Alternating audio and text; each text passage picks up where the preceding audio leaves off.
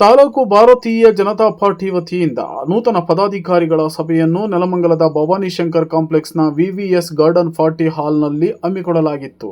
ಇನ್ನು ಸಭೆಗೆ ತಾಲೂಕಿನ ಬಿಜೆಪಿ ನೂರಾರು ಕಾರ್ಯಕರ್ತರುಗಳು ಆಗಮಿಸಿದ್ರು. ಸಭೆಯಲ್ಲಿ ನೆಲಮಂಗಲ ವಿಧಾನಸಭಾ ಕ್ಷೇತ್ರದ ಮಾಜಿ ಶಾಸಕ ಎಂವಿ ನಾಗರಾಜ್, ಬಿಜೆಪಿ ಜಿಲ್ಲಾಧ್ಯಕ್ಷ ರಾಮಕೃಷ್ಣಯ್ಯ, ನೆಲಮಂಗಲ ವಿಧಾನಸಭಾ ಕ್ಷೇತ್ರದ ತಾಲೂಕು ಅಧ್ಯಕ್ಷ ಜಗದೀಶ್ ಚೌಧರಿ, ಎನ್ಡಿಎ ಮಾಜಿ ಅಧ್ಯಕ್ಷ ಹಾಗೂ ಜಿಲ್ಲಾ ಉಪಾಧ್ಯಕ್ಷ ಮಲ್ಲಯ್ಯ, ಎಂಟಗಾನಹಳ್ಳಿ ಗ್ರಾಮ ಪಂಚಾಯಿತಿ ಅಧ್ಯಕ್ಷ ಹಾಗೂ ಬಿಜೆಪಿ ಜಿಲ್ಲಾ ಉಪಾಧ್ಯಕ್ಷ ರಾಹುಲ್ ಗೌಡ, ಬಿಎಂಟಿಸಿ ಮಾಜಿ ನಿರ್ದೇಶಕ ಬೃಂಗೇಶ್, ಬಿಜೆಪಿ ಪ್ರಧಾನ ಕಾರ್ಯದರ್ಶಿ ರಂಗನಾಥ್ ಬಾಬು ಸೇರಿದಂತೆ ಬಿಜೆಪಿ ಪಕ್ಷದ ಇನ್ನಿತರ ಪದಾಧಿಕಾರಿಗಳ ಸಮ್ಮುಖದಲ್ಲಿ 80ಕ್ಕೂ ಹೆಚ್ಚು ನೂತನ ಪದಾಧಿಕಾರಿಗಳ ಆಯ್ಕೆ ಮಾಡಲಾಯಿತು.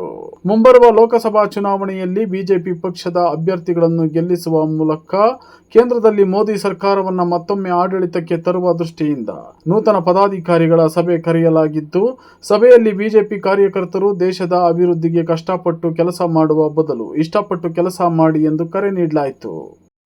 ಪಕ್ಷದ ಶಿಸ್ತಿನ ಸಿಪಾಯಿಯಾಗಿ ಭಾರತೀಯ ಜನತಾ ಪಾರ್ಟಿಗೆ ಪ್ರಾಮಾಣಿಕತೆಯಿಂದ ಭಾರತೀಯ ಜನತಾ ಪಾರ್ಟಿಗೆ ಯಾವುದೇ ರೀತಿಯ ದ್ರೋಹವನ್ನು ಮಾಡದೆ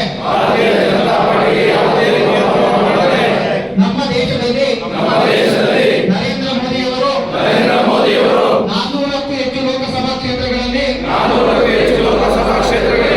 ಗೆಲ್ಲುವಂತೆ ಚಿಕ್ಕಬಳ್ಳಾಪುರ ಲೋಕಸಭಾ ಕ್ಷೇತ್ರದಲ್ಲೂ ಸಹ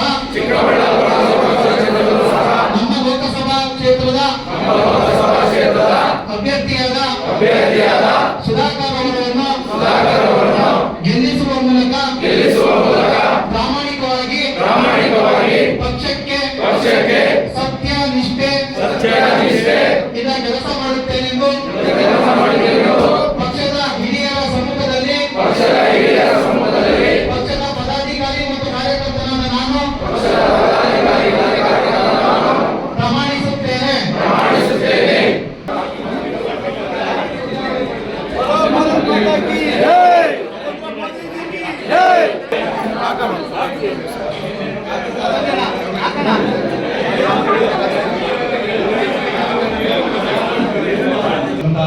ನೆಲಮಂಗಲ ವಿಧಾನಸಭಾ ಕ್ಷೇತ್ರದ ಅಧ್ಯಕ್ಷರಾದ ಜಗದೀಶ್ ಚೌಧರಿ ಹಾಗೂ ಹಿಂದೆ ಮಾಜಿ ಶಾಸಕರಾದಂಥ ಎಂವಿ ನಾಗರಾಜ್ ಅವರೇ, ನಮ್ಮ ಸ್ನೇಹಿತರು ಹಾಗೂ ನಮ್ಮ ವಿಧಾಯಕರಾದಂಥ ಇವರು ರಾಜ್ಯದಾದ್ಯಂತ ಎಸ್ಸಿ ಮೋರ್ಚಾದ ಅದರಲ್ಲೂ ಬಲಗೈನ ಸಮಾವೇಶಗಳನ್ನು ಪ್ರತಿ ಜಿಲ್ಲೆಗಳನ್ನು ಮಾಡ್ತಾ ಇಡೀ ರಾಜ್ಯವನ್ನು ಸುತ್ತಿ ಇವತ್ತು ನಮ್ಮ ಇದ್ದಾರೆ.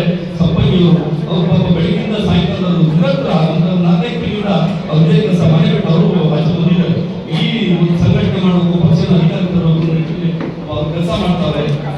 ಅವರು ಸಂಪಂಗಿಯವರೇ, ಹಾಗೆ ಬಾಬು ಅವರೇ ಮತ್ತು ಜಿಲ್ಲಾ ಉಪಾಧ್ಯಕ್ಷ ಮಲ್ಲಣ್ಣವರೇ, ಚುನಾವಣಾ ನಿರ್ವಹಣಾ ಸಮಿತಿ ಸಂಚಾಲಕ ಮಂಜನವರೇ, ಬೃಂಗೇಶ್ ಅವರೇ, ಎಂಎಂ ಗೌಡ್ರೆ, ರವೀಶ್ ಅವರೇ ಹಾಗೂ ಅರುಣ್ ಅವರೇ, ಎಂಎಲ್ಎ ರಾಮಣ್ಣ ಅವರೇ, ಶಿವರಾಜ್ ಅವರೇ, ಸತೀಶ್ ಅವರೇ, ಇಲ್ಲಿ ಸೇರ್ತಕ್ಕಂಥ ಎಲ್ಲ ಭಾರತೀಯ ಜನತಾ ಪಕ್ಷದ ಬಂದು ಬಂದಿದ್ದೇವೆ. ಕಾರ್ಯಕರ್ತರನ್ನೇ ಪಡೆಯಾಗಿ ಮಾಡಿಕೊಂಡು ಕಾರ್ಯಕರ್ತರನ್ನೇ ಭಾರತೀಯ ಜನತಾ ಪಕ್ಷ ಇವತ್ತೇನಾದರೂ ಗಟ್ಟಿಕೊಳ್ಳಿಕ್ಕೆ ಕಾರ್ಯಕರ್ತರನ್ನ ಇವತ್ತು ಇಷ್ಟೊಂದು ದೃಢವಾಗಿ ನಿಂತಿರೋದು.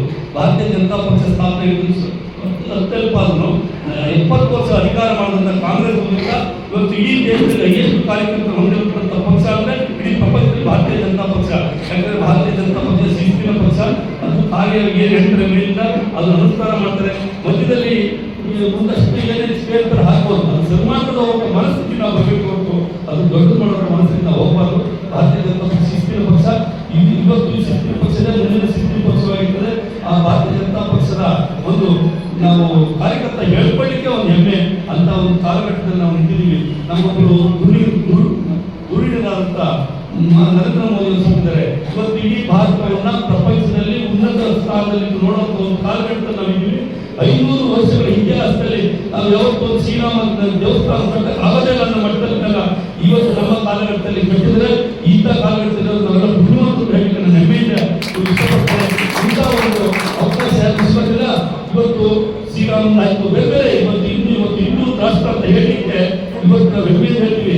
ಹಿಂದೆ ಹಿಂದೂ ರಾಷ್ಟ್ರ ಅಂತ ಹೇಳಲಿಕ್ಕೆ ಆಗ್ತಾ ಇರಲಿಲ್ಲ ಅಂತ ಕಾಲಘಟ್ಟದಲ್ಲಿ ಇತ್ತು. ಇವತ್ತು ದೇಶದ ಸುಮಿತ್ರವಾಗಿ ಯುದ್ಧ ಮಾಡ್ತಾರೆ.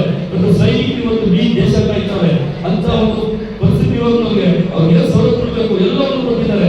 ಹಿಂದೆ ಇವತ್ತು ಬಾಂಬ್ ಎಲ್ಲಿ ಬಾಂಬ್ ಬಿಟ್ಟರು ಜನಸಂಖ್ಯೆ ನಾವು ಏನಾಗ್ತದೆ ಭಯಭೀತಿಯಲ್ಲಿ ಇವತ್ತು ಆ ಪರಿಸ್ಥಿತಿ ಇಲ್ಲ. ಆ ಕಾಲಘಟ್ಟದಲ್ಲಿ ನಾವು ಇದ್ದೀವಿ. ಹೆಮ್ಮೆ ಪಡೋಣ ಭಾರತೀಯ ಜನತಾ ಪಕ್ಷಕ್ಕೆ ಮತ್ತೆ ಅಧಿಕಾರ ತರಬೇಕು. 3ನೇ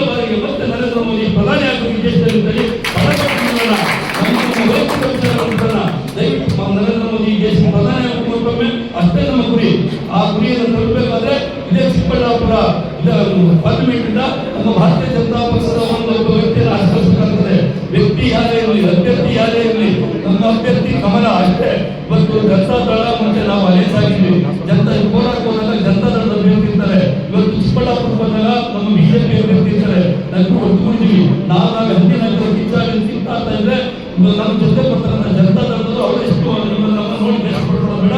ನಾವು ಅಣ್ಣ ತಮ್ಮಂದಿರ್ತಾರ, ಅವ್ರನ್ನ ಜೋಡಿಸ್ಕೊಳ್ಳೋಣ, ಅವ್ರನ್ನ ಒಟ್ಟುಗೂಡ್ಕೊಳ್ಳೋಣ, ಅವ್ರಿಗೆ ಎಲ್ಲಿ ಶಕ್ತಿ ಇದೆ ಅವ್ರನ್ನ ಮುಂದೆ ಬಿಡೋಣ, ನಾವು ಹಿಂದೆ ಇರೋಣ, ನಮ್ಗೆ ಶಕ್ತಿ ಇದೆ ಅವ್ರ ಜೊತೆ ಕರ್ಕೊಂಡು ಹೋಗೋಣ